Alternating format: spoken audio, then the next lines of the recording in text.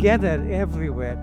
The lower leg, the upper leg, the arms, the spine, and that is true for every movement you do. You want to be globally together with everything there is, never using just one part. Find that balance, because if you can find it here, you will find it everywhere much easier. Where is it that you are complete? All together, all together. Even the fingers, even the fingers.